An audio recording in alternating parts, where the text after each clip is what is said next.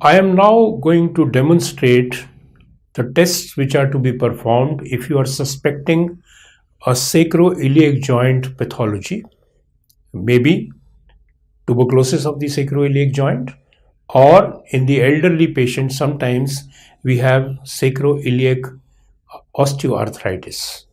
So the first step would be to identify the sacroiliac joint by palpation with the patient in the prone position and to see whether the sacroiliac joint is tender or not. So in lean and thin patients, we have the dimple of Venus, which may be corresponding to the sacroiliac joint.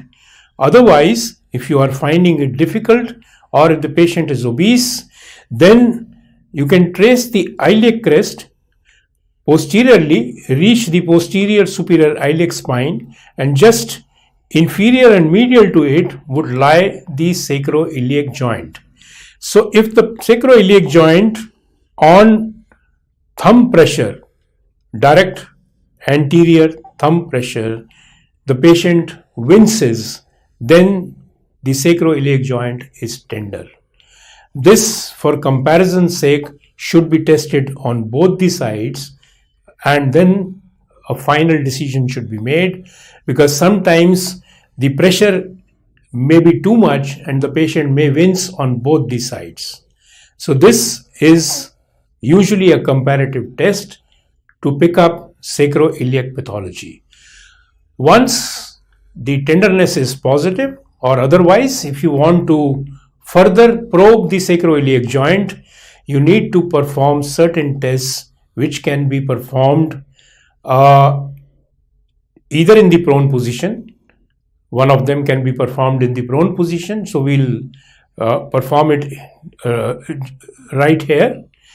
This goes by the name of prone hyperextension test, where you can flex the knee to 90 degrees, hold the leg as a handle, put your palm on the iliac crest to stabilize the pelvis, and then you do a prone hyperextension test. So the idea is that this would impart a sort of a torsional stress onto the sacroiliac joint, and the patient may wince. The other standard tests are the pump handle test and the stretching in the figure of 8 movement, and that can be tested in the supine position. So we need to put the patient in the supine position. Insofar as the pump handle test is concerned, it is very easy to perform. You need to flex the knee fully.